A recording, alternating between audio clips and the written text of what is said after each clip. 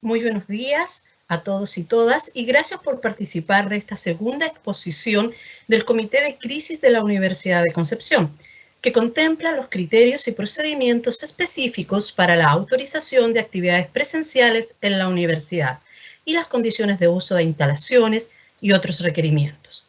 Antes de comenzar la exposición, algunas indicaciones. Por ejemplo, desde el minuto de la exposición, cualquier consulta o duda al respecto la pueden realizar desde el inicio a través de la pestaña Preguntas y Respuestas, que está ubicada en la parte inferior derecha de su pantalla.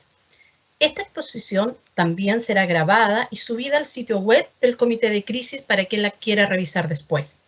Las consultas que se realicen durante la exposición por este chat serán consolidadas y contestadas al final de la exposición. Si no alcanzan a hacer alguna y se acaba el tiempo de 1 hora que tenemos para esta actividad, pueden realizarla indicando su correo UDEC para responderla con posterioridad. Entonces, en virtud de la hora, agradecemos nuevamente su asistencia y participación y dejo con ustedes al director de servicios UDEC y líder del Comité de Crisis de la Universidad, señor Alejandro Tudela Román, para su exposición. Buenas tardes a todos y todas. Gracias por asistir a esta actividad, una nueva actividad del Comité de Crisis para Difusión dentro de la comunidad universitaria. Como ha señalado Francis, lo que voy a abordar hoy día son esencialmente temas asociados al retorno progresivo al campus o a los campus, en rigor. Básicamente lo que hace el plan de retorno por etapas es definir criterios para el retorno eventual a actividades presenciales. Y digo eventual porque son aquellas que cumplen ciertos criterios. ¿Okay?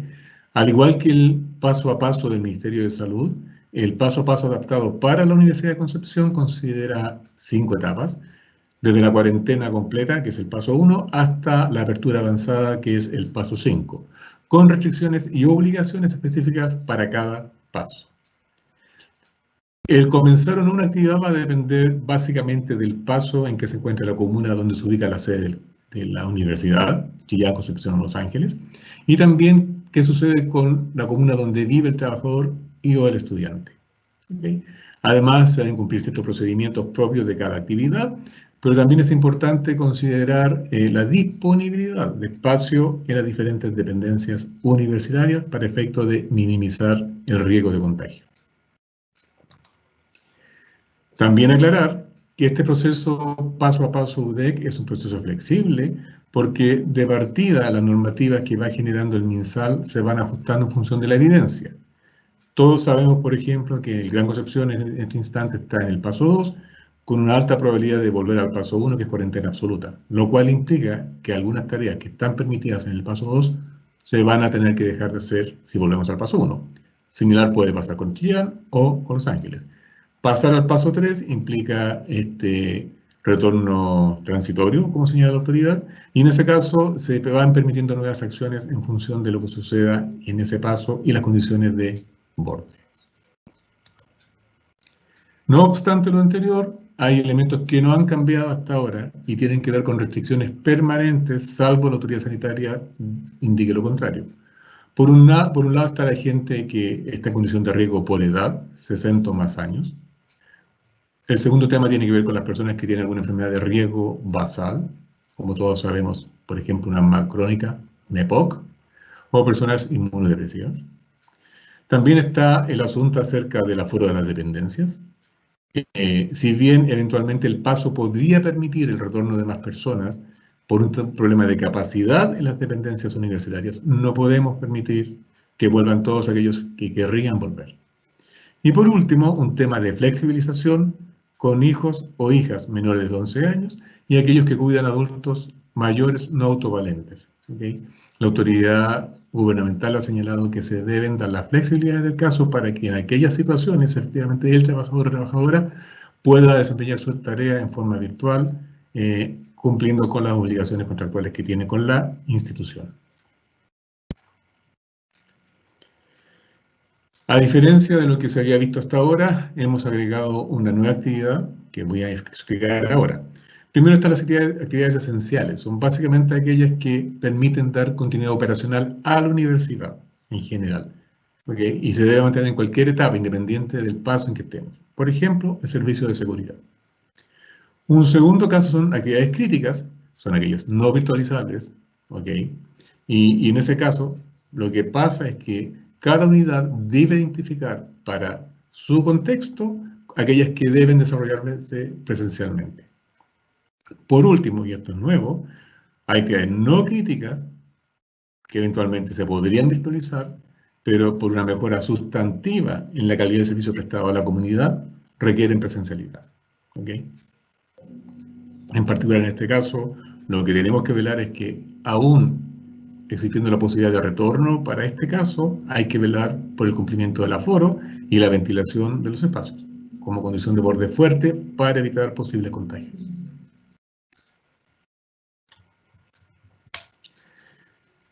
¿Qué son actividades esenciales? Aquí hay una lista larga que está disponible en la página del comité. Primero, aquellas vitales, en los casos de las ciencias biológicas y similares, donde trabajan con organismos vivos y que requieren permanencia para su control. Están los servicios básicos, por ejemplo, el servicio de seguridad. Están los servicios de mantención, para asegurar que efectivamente en nuestras dependencias el activo universitario siga teniendo el valor que tiene. Están los servicios de conectividad, y aquí la DTI es un rol clave para, por ejemplo, desarrollar esta tarea en este instante.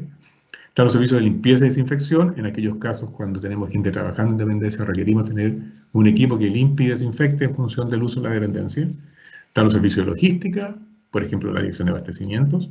Está la administración, particularmente la dirección de personal, dirección de finanzas, que deben desarrollar tareas de forma presencial.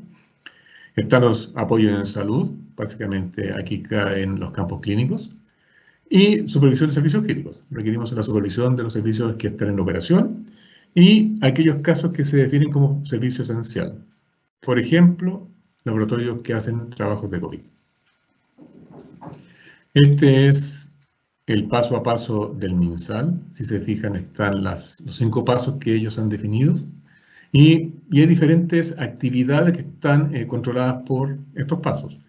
Han de notar que en realidad es bastante genérica la definición de actividades, y lo que ha hecho la universidad y el comité de crisis en particular es hacer un ajuste de esto a cada actividad básica que se desarrolla en los campos universitarios. Docencia, investigación y otras actividades, que es lo que voy a mostrar ahora. En el ámbito de la docencia, el autocuidado es siempre y permanente, y esto implica el uso de la mascarilla recurrentemente, el distanciamiento físico entre personas, la disponibilidad de alcohol gel donde corresponda, de un pediluvio en los accesos de edificio o alguna solución de alcohol cuando sea conveniente. ¿Okay? El tema del personal de riesgo también es considerado, básicamente gente sobre 60 años, y esto se va flexibilizando en función del espacio en que estemos. Están las actividades esenciales que están siempre permitidas. La docencia teórica, como todos sabemos, está suspendida durante el segundo semestre, por acuerdo del Consejo Académico. Está la docencia en laboratorios y salidas a terreno. A diferencia de lo que teníamos hasta hace probablemente un mes atrás, lo que se hizo fue ajustar estos dos eventos para poder permitir su realización. ¿Y por qué? Porque tenemos estudiantes que deben realizar trabajos prácticos en empresas. Por lo tanto, tenemos que velar que, por un lado, cumplen con la formación curricular, pero al mismo tiempo lo hacen en un ambiente de seguridad. Y esto ocurre en trabajos en laboratorio, trabajos en terreno y prácticas laborales. ¿Okay? En la página del comité de crisis están los procedimientos para cada caso, donde esencialmente lo que se pide es que se declare una serie de antecedentes respecto al estudiante y el lugar donde va a desarrollar la actividad. Y en base a aquello se autoriza, contando cuando corresponda, con la venia de la autoridad del departamento y la facultad si la actividad se desarrolla dentro del campus. En investigación también, y esto se hizo en acuerdo con la BRID, también se abre y se permiten actividades en el paso 2, y aquí hay que ser un poco realistas. Es probable que volvamos al paso 1, y no sé para cuándo estemos en el paso 3, lo cual nos lleva a que tenemos que ver cómo poder operar adecuadamente en el paso 2, que es donde estamos ahora. Acá hay una serie de tareas asociadas a proyectos de investigación, hay compromisos que se deben cumplir, y por lo tanto tenemos que flexibilizar y permitir que en el paso 2 los investigadores e investigadoras y académicos, académicas y también estudiantes cuando corresponda puedan acceder a la universidad. ¿Okay?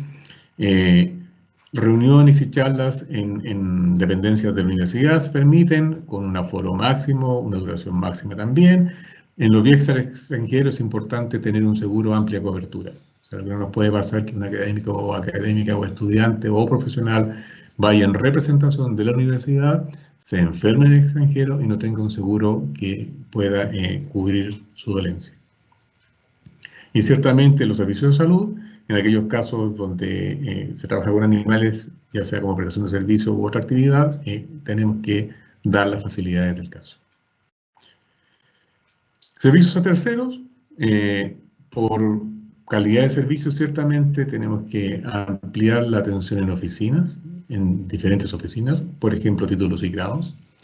Está los servicios de salud de la DICE, quien está programando la atención en algunas áreas donde se requiere presencialidad de un especialista en salud y también de los estudiantes cuando corresponda. Están los servicios de asistencia técnica, debidamente fundamentados y que son en algunas unidades fuente de ingresos. En el caso de bibliotecas, lo que se ha acordado con la dirección básicamente es que el retorno es a partir del paso 3, donde esencialmente es devolución y préstamo de libros. Todo el resto está virtualizado en este instante.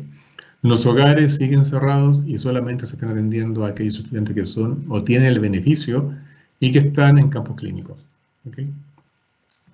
Cafeterías y casinos, en general cerrados, solo atención para entrega y llevar, tal como lo señala el MinSal.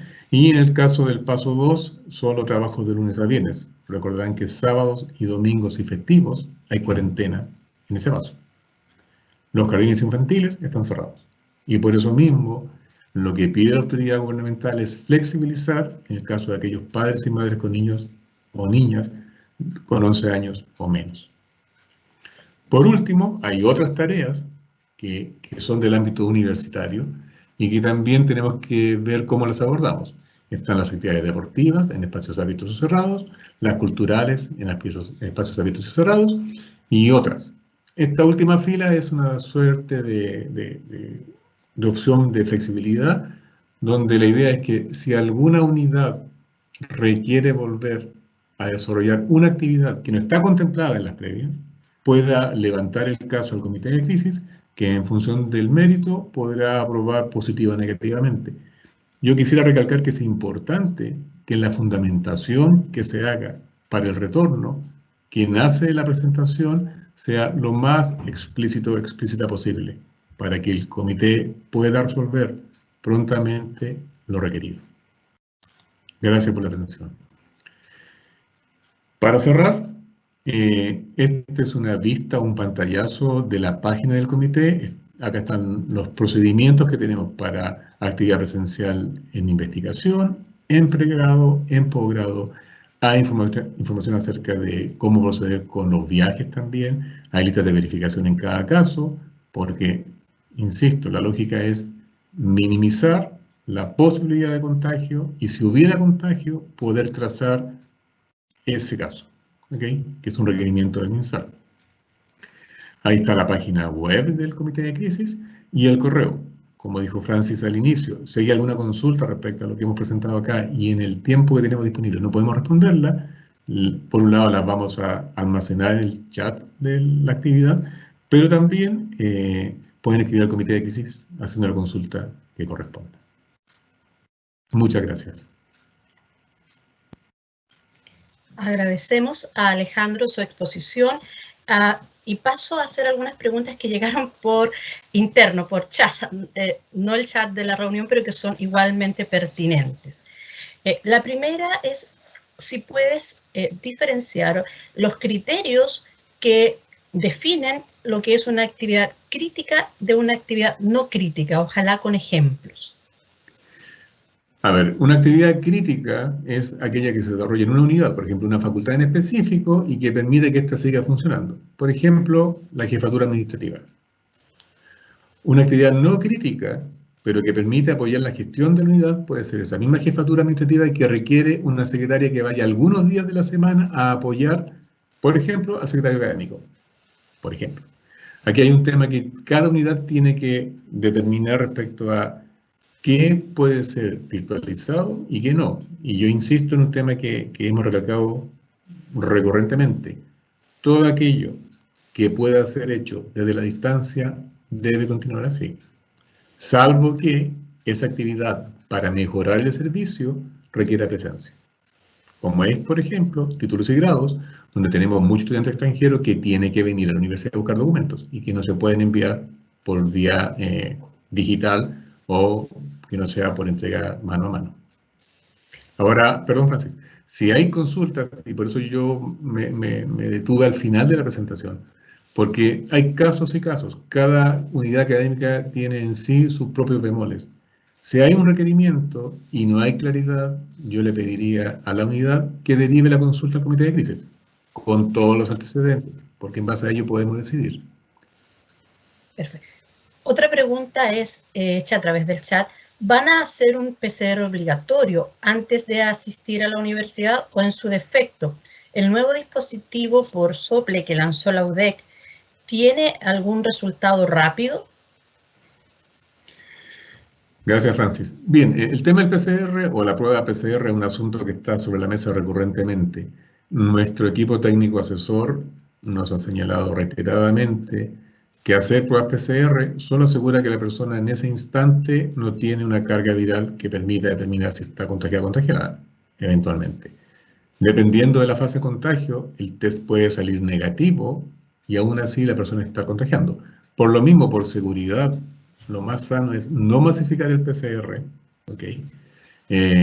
Salvo la persona tenga síntomas, y aquí lo hemos dicho también, si alguien tiene síntomas, fiebre, dolor de cabeza, dolor de garganta, pérdida de olfato, pérdida de gusto, lo más sano que puede hacer es no venir a la universidad y quedarse en su casa. O sea, básicamente no salir de la casa y llamar al teléfono del MinSal para pedir guía respecto a qué hacer. ¿Ok? Respecto al test expirado que está en prueba, eso aún no está sancionado por el ISP y eventualmente, si eso se autoriza, es probable que sea una prueba rápida. Pues eso es un asunto para evaluar a futuro. Otra pregunta indica, ¿qué sucede con los proyectos de iniciación adjudicados este año? ¿Los docentes podrán asistir a los laboratorios a ejecutar estos proyectos? Con la BRID efectivamente analizamos esos casos y cuando corresponda y el proyecto o la presencia física es crítica para la ejecución del proyecto, ciertamente se va a autorizar. Sujeto a que, por una parte, la decanatura autorice el uso de los espacios, habiendo otras tareas que se están desarrollando, y sujeto a que también el investigador o investigadora cumpla con los procedimientos y si tiene estudiantes asociados, que también los cumplan. No olvidemos que hay un tema de riesgo mayor, que es la edad de la gente y enfermedades preexistentes. Y es una condición de borde fuerte. Si alguien tiene esa dolencia, probablemente no va a poder volver. Otra pregunta que llegó con antelación es si continuarán las capacitaciones que se realizaron los primeros meses a los distintos estamentos de trabajadores. Las capacitaciones siguen en curso en todo caso. Como dijimos alguna vez en las presentaciones pasadas, en el mediano plazo, la idea es que todo trabajador o trabajadora sea capacitada, en principio virtualmente, y en aquellos casos sin acceso a un buen sistema de comunicación, en forma presencial en los campus. Y eso se extiende también a los estudiantes. Otra pregunta, actualmente, ¿en qué etapa nos encontramos? Bueno, nuestro paso está dado por lo que define el MinSal. Estamos en el paso 2, ¿ok? Todos sabemos que al menos en Gran Concepción desde hace una semana se impuso que el toque de queda se amplió o se extendió desde las 8 de la noche por el nivel de contagio que hay. Y lamentablemente la evidencia muestra que es probable que caigamos al paso 1, que es cuarentena absoluta. En cuarentena absoluta hay restricción bastante fuerte respecto al desplazamiento. De hecho, se activan los permisos únicos colectivos para poder viajar. Y en ese caso, aquel personal que deba viajar por una tarea esencial va a tener que gestionar el permiso único colectivo con que corresponda, que son sus jefes administrativos o jefas administrativas. Puede ser, y quisiera precisar, de que si una actividad se inició en el paso 2 y que por condiciones de contexto no se puede detener, pensemos en una actividad de laboratorio, por ejemplo, ese personal que está trabajando en esa tarea va a tener que pedir el permiso único colectivo, indicando que hay una actividad en curso que no puede ser suspendida por razones de pertinencia. Otra pregunta, ¿qué sucede con los proyectos Fondesit adjudicados recientemente? ¿Pueden ir los docentes a hacer investigación? Como señalé recién, si la actividad requiere presencialidad en el campus y eso se evalúa en la dependencia de la cual depende el investigador y donde va a usar el espacio, ciertamente sí. ¿Okay? Hay un procedimiento que está en la página web, yo insisto, en la página web del comité hay una sección procedimientos de investigación y ahí cada cual puede ver los antecedentes y en función de lo que está allí, elevar la solicitud a quien corresponda en la unidad académica respectiva. Pregunta, ¿existe algún procedimiento para el caso de empresas externas que puedan ejecutar actividades al interior del campus? Por ejemplo, mantención de sistemas o equipos. Todo aquel que ingresa al campus debe cumplir con las normas del comité de crisis. Eso es un hecho desde el primer día. De hecho, todas las empresas contratistas deben cumplir ciertos protocolos que ha definido el comité. ¿Okay? Y nuestro equipo de prevención de riesgos lo está supervisando. Así que sí, si alguna facultad está pensando en traer una empresa externa a trabajar al campus o a los campus, cualquiera sea, debe cumplir con la normativa vigente. En ese caso, yo les pediría que vía jefatura administrativa se contacte al comité de crisis y al prevencionista de riesgo para verificar que se cumple con lo que se exige para trabajar en los campus. Otra consulta, ¿qué pasa con los casos de los trabajadores que nos movilizamos, dice, en transporte público? ¿Hay algún seguro? ¿Puedo solicitar a mi jefatura trabajar en modelo virtual aún si mi unidad ha vuelto a la presencialidad? A ver, aquí el tema de base es minimizar el riesgo de contagio. Por lo tanto, si una actividad se puede hacer en forma virtual, que siga siendo virtual, salvo que la actividad requiera presencialidad. ¿Okay? Ahora, si se requiere presencialidad, lo que se está sugiriendo es ajustar los turnos de forma tal que la gente, cuando viaje en periodo de menor demanda, cosa que la exposición al riesgo sea la menor posible. ¿Okay? Ahora, siendo trabajador de la universidad, está adscrito a la mutual. Así que en un eventual caso de contagio, hay una cobertura. Próxima consulta. ¿La tarjeta TUDEC será solo para el ingreso al campus o también a todos los edificios? ¿Y cuándo comenzará o empezaría a operar como tal? A ver, la tarjeta TUDEC es un dispositivo de la DTI para control de acceso a las diferentes dependencias. Dependiendo de la unidad académica, hay lectores de tarjeta que están funcionando. Hay bastantes edificios con aquello.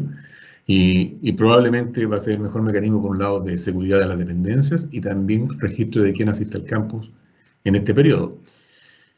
Lo implementamos también en la barrera 1, en la barrera en Concepción, en la barrera que está cercana a la Casa del Deporte, para aquellos que son trabajadores con plazo indefinido, jornada completa. Por condiciones de borde que escapan al comité de crisis, la tarjeta UDEC no está disponible para trabajadores jornada parcial. ¿Quién decidirá el aforo de las oficinas? ¿Esto quedará a la vista de todos, por ejemplo, un letrero con el aforo mínimo, o quedará a criterio de cada jefatura? Aquí la idea no es aplicar criterio personal, sino que aplicar lo que nos pide el MinSal. Cada recinto, donde el recinto puede ser una oficina, una sala, una oficina, un piso, y eso va a depender de la unidad, debe tener una señal que indique el número máximo de personas en ese recinto. Pero además, cada edificio en su entrada tiene también un aforo asociado al edificio, porque tenemos espacios comunes.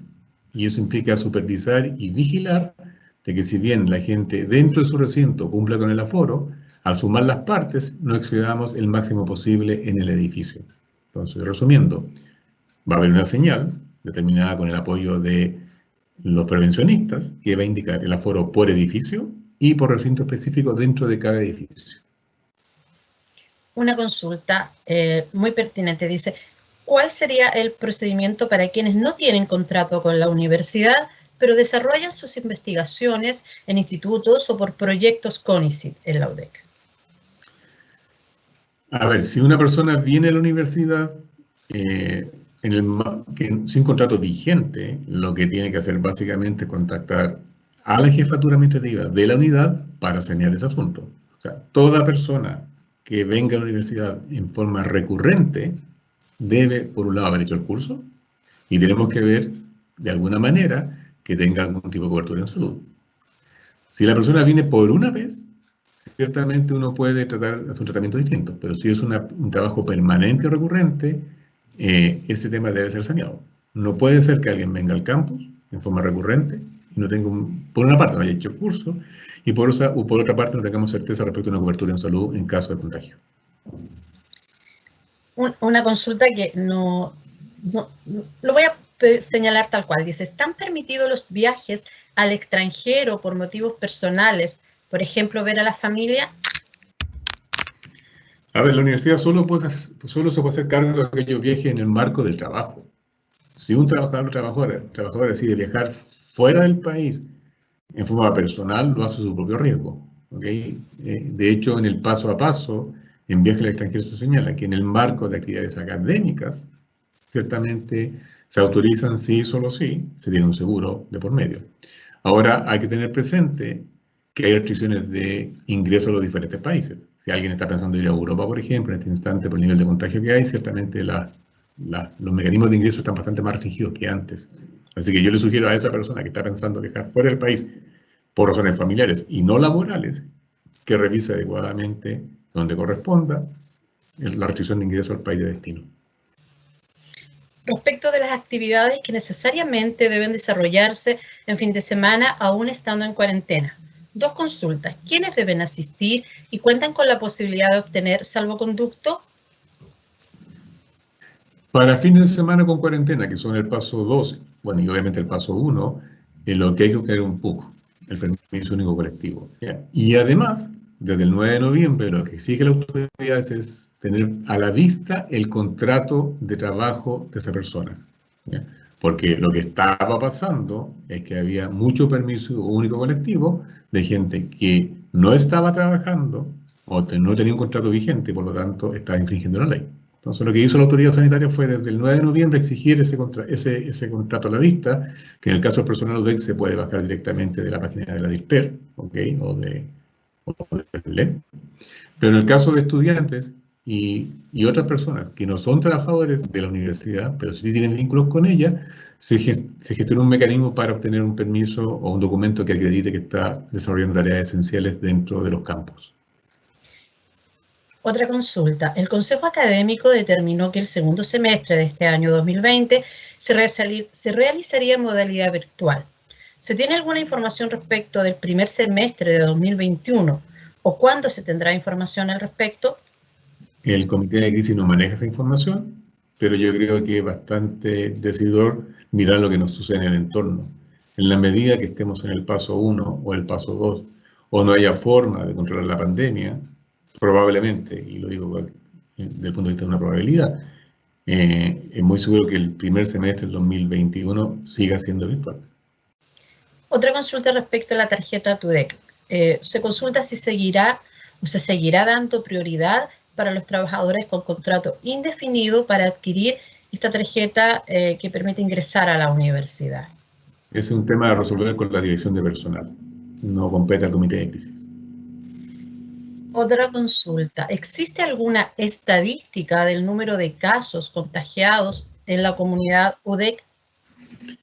A ver, la dirección de personal tiene registro de nuestro personal que se ha contagiado, ¿ya?